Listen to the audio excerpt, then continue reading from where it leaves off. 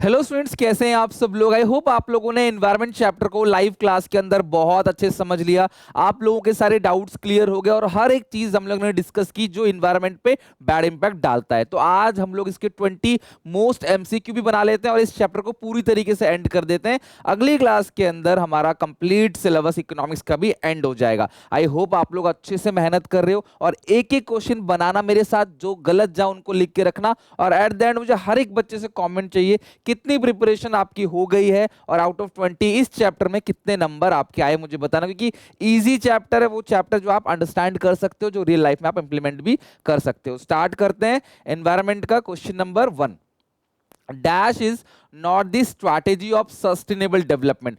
कौन सा sustainable development की स्ट्रैटेजी नहीं है? यूज ऑफ बायोगैस है, सोलर पावर है, लेकिन थर्मल पावर का यूज नहीं करना है। थर्मल पावर से क्या होता है? पॉल्यूशन होता है।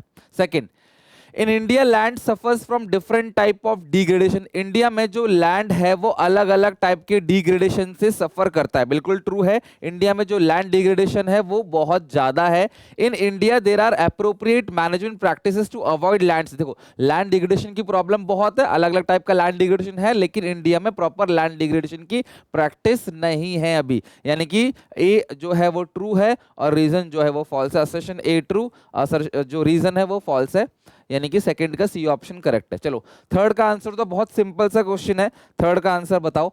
Dash is not a cause of environmental degradation. कौन सा एनवायरमेंटल डिग्रेडेशन का कॉज नहीं है? तो वेस्ट मैनेजमेंट जो है वो बेसिकली एक्सेसिव यूज ऑफ जो रिसोर्सेस है उसके पार्ट में आएगा। डिफॉरेस्टेशन तो डिग्रेड करता है, ग्लोबल वार्मिंग भी डिग्रेड करता है। गार्डिंग ग्रीन कवर यानी कि हरे ग्रीन रखना, फॉरेस्ट को बचा के चलना, हर जगह ग्रीन फैलाना। तो यार ये तो अच्छी चीज है ना, इससे थोड़ी कोई इन्वायरमेंट डिग्रेड होगा। तो तीसरे का डी ऑप्शन करेक्ट है। विच of the following is an important function of environment. Environment का कौन सा इंपोर्टेंट फंक्शन है? रिसोर्सेज प्रोवाइड कराता है, हाँ। एस्थेटिक सर्विस देता है, हाँ। वेस्ट एसिमुलेट करता है, हाँ। तो फोर्थ का डी ऑप्शन करेक्ट है। The government, all of these. The government set up CPCB, Central Pollution Control Board, to control air pollution and water pollution. To control air pollution, खाली air pollution है तो A correct है, water होता दोनों पे लगाते। Dash was setup, यानी कि वही सेंट्रल पॉल्यूशन कंट्रोल बोर्ड 1974 में सेटअप हुआ था by the Indian government to address to major environmental concerns like air pollution और वाटर पॉल्यूशन। तो वो कौन सा बोर्ड है? सेंट्रल पॉल्यूशन कंट्रोल बोर्ड, यानी कि 6 का बी ऑप्शन करेक्ट है। Environment includes all the biotic abiotic factor that influence each other, बिल्कुल करेक्ट है। बायोटिक कंपोनेंट मतलब लिविंग ऑर्गेनिज्म, अच्छा यहाँ नॉन लिविंग एलिमेंट्स लिखा हुआ है जो कि गलत है। यानी कि ये अबायोटिक होता है ना कि बायोटिक। तो इन स्टेटमेंट 1 ट्रू, स्टेटमेंट 2 फॉल्स, यानी कि 7th का ए ऑप्शन करेक्ट है। Statement 1 true, statement 2 false. Mini hydel plant जो पहाड़ों में होता है are good for the environment because they generate electricity only for the locals, ये भी करेक्ट है। They do not change the land use pattern, they rely on the perennial streams, यानी जो बहती हुई स्ट्रीम्स होती है ना, जो रेगुलर बहती रहती हैं पहाड़ों में, उन्हीं स्ट्रीम से ये क्या करते हैं? बिजली बनाते हैं। तो आई थिंक तीनों ऑप्शन करेक्ट है, तो 8th का ये ऑप्शन करेक्ट है। All 3 are correct. In an economy when the rate of resource extraction is lower, rate of resource जो है, रिसोर्सेज का जो एक्सट्रैक्शन है वो लोअर है than rate of regeneration of resources, the environment में operate within the carrying capacity beyond the carrying capacity. तो ये अभी भी within the carrying capacity है। क्यों? जो रिसोर्सेज का एक्सट्रैक्शन कर रहे हो वो कम है, रिसोर्सेज का रीजनरेशन ज्यादा है। ज्यादा पेड़ पनप रहे हैं, आप पेड़ कम काट रहे हो, तो ये अच्छी चीज है, कैरिंग कैपेसिटी के अंदर है। Read the statement, true false है, मतलब दोनों स्टेटमेंट बताना है कौन सा ट्रू कौन सा false. To address noise pollution in India the government setup, अभी बताया था सेंट्रल पॉल्यूशन कंट्रोल बोर्ड 74 में सेटअप किया गया था वाटर और एयर पॉल्यूशन के लिए, ना कि नॉइज पॉल्यूशन के लिए। सेंट्रल पॉल्यूशन कंट्रोल बोर्ड ने 37 नहीं 70s category of industries are significantly polluting. तो भैया दोनों स्टेटमेंट जो है वो गलत है। यहाँ पे 17 इंडस्ट्रीज उन्होंने कैटेगरी की है, ना कि 37, तो दोनों ही गलत स्टेटमेंट है। The problem of dash is caused by high level of chlorine bromine, chlorine bromine compound है ना, क्लोरोफ्लोरोकार्बन जिससे बनता है। तो ये वो किसकी वजह से होता है? वो ओजोन डिप्लीशन की वजह से होता है, ग्लोबल वार्मिंग की वजह से नहीं। तो 11 का ये ऑप्शन करेक्ट है, ओजोन डिप्लीशन। ओजोन डिप्लीशन होता है क्लोरीन ब्रोमीन कंपाउंड की वजह से, यानी CFC की वजह से, क्लोरोफ्लोरोकार्बन की वजह से, जो बेसिकली कूलिंग सब्सटेंस के अंदर पाया जाता है। Read the image carefully, assimilate waste, provide resources, और दो फंक्शंस कौन कौन से हैं, एस्थेटिक सर्विस प्रोवाइड करता है और लाइफ देता है, ठीक है। Provide aesthetic services, generate waste थोड़ी करता है, एनवायरमेंट वेस्ट को जनरेट नहीं करता, उसको खत्म करता है।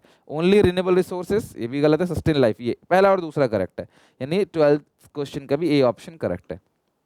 कैरिंग कैपेसिटी का मतलब क्या है, resource extraction should be remain, हाँ रिसोर्स का जो एक्सट्रैक्शन है वो रेट ऑफ जनरेशन से कम होना चाहिए, rate of extraction should be above नहीं होना चाहिए, कम होना चाहिए। Generation of waste should remain within the absorption capacity of environment, जो आप वेस्ट जनरेट करोगे ना वो इन्वायरमेंट की एब्जॉर्प्शन कैपेसिटी के अंदर अंदर होना चाहिए। Generation of should be more, यार ये तो गलत लिखा है, वेस्ट को ज्यादा कैसे करोगे आप, वेस्ट कम होना चाहिए ना। तो पहला और तीसरा, तो पहला तीसरा यानी कि 13 का बी ऑप्शन करेक्ट है। Dash adopted the resolution to ban of chlorofluorocarbon, chlorofluorocarbon को बैन करने के लिए मॉन्ट्रियल प्रोटोकॉल समझौता साइन किया गया था, इंडिया ने भी साइन किया था उसके अंदर। Which of the following is a cause of ozone depletion, chlorine और bromine, chlorofluorocarbon. Which of the following is a cause of ozone depletion, ozone depletion का कॉज क्या है, noise pollution, water pollution, air pollution. तो देखो यार air pollution से, क्योंकि air में क्लोरीन ब्रोमीन कंपाउंड जाता है कूलिंग सब्सटेंस के थ्रू और वो एनवायरनमेंट में जाके ओजोन लेयर में छेद करता है। तो बेसिकली क्लोरोफ्लोरोकार्बन की वजह से, जो कि कंपाउंड है क्लोरीन, ठीक है, क्लोरीन और ब्रोमीन, ठीक है, और वो होता किसकी वजह से है, एयर पॉल्यूशन की वजह से। तो ये चीजें आप थोड़ी ध्यान रखना। 15 का होगा C, in urban area with high population density what challenge is often associated with housing and living condition। Urban area में पॉपुलेशन बहुत ज़्यादा है, डेंस है, भीड़ बहुत ज़्यादा है, थोड़ी सी जगह में ज़्यादा लोग रहते हैं, तो वो किसकी वजह से problem, difficulty in accessing essential service due to congested living condition, inadequate housing and overcrowding leading to slum settlement. तो ये करेक्ट है 16 का बी ऑप्शन, इनएडुकेट हाउसिंग और ओवरक्राउडिंग है और लैंडिंग टू स्लम सेटलमेंट्स और लीडिंग टू स्लम सेटलमेंट। भीड़ इतनी ज्यादा है क्या करे, स्लम्स बन जाते हैं, आपने धारावी का नाम सुना ही होगा। Limited open spaces and recreational areas, ये गलत है। High home ownership rate leading to limited rental options, ये भी गलत है। तो जो बेस्ट ऑप्शन है वो बी ऑप्शन है, इनएडिक्वेट हाउसिंग और ओवरक्राउडिंग है, जिसकी वजह से स्लम सेटलमेंट्स बढ़ जाते हैं। Reason for environmental crisis is population explosion and advent of industrial revolution, ये भी करेक्ट है। Extensive extractions of renewable and non renewable, ये भी करेक्ट है। तो जो एनवायरमेंटल क्राइसिस आता है वो दोनों की वजह से है, पॉपुलेशन बहुत ज़्यादा है, इंडस्ट्रीज कारखाने बहुत ज़्यादा और रिसोर्सेज का जो एक्सट्रैक्शन कर रहे हैं वो ज़्यादा है रीजनरेशन से।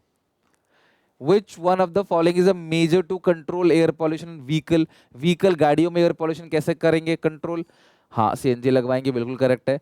पब्लिक ट्रांसपोर्ट्स को प्रमोट करेंगे, स्ट्रेंथनिंग द एमिशन स्टैंडर्ड्स को ठीक करेंगे, वो BS4 BS6 आता है ना, वो सारी चीजें आती हैं, तो स्टैंडर्ड सेट किए जाते हैं। तो सारे करेक्ट है, आई थिंक 18 का डी ऑप्शन ठीक है।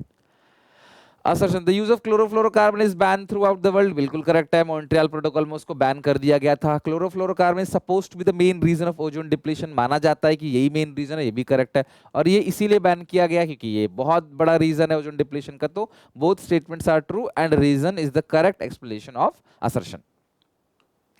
सेंट्रल पॉल्यूशन कंट्रोल बोर्ड ने कितनी कैटेगरीज बनाई है लार्ज और मीडियम इंडस्ट्रीज जो पॉल्यूट करती हैं, 17, तो 20 का बी ऑप्शन करेक्ट है। बस सिंपल है। तो बताओ आउट ऑफ 20 कितने क्वेश्चंस आपके सही गए। तो बहुत सिंपल से क्वेश्चंस थे, उनके आंसर्स देखो ये लगे पड़े हैं। तो आप मुझे बताना कि आउट ऑफ 20 कितने क्वेश्चन आपको सही गए। और ये वाली जो पीडीएफ है ये मैं आपको SPCC आपके अंदर जो क्रैश कोर्स वाला फोल्डर है उसके अंदर आ जाएगा। क्रैश कोर्स का जो कोर्स है उसके अंदर मिल जाएगा, साथ में टेलीग्राम पे भी मैं इसको डाल दूंगा। ठीक है, तो मिलते हैं नेक्स्ट वीडियो में नए चैप्टर के साथ। Till then take care, bye bye. इसको प्लीज पढ़ लेना, अगली क्लास में हम पूरा का पूरा इकोनॉमिक्स IID खत्म कर रहे होंगे। ठीक है।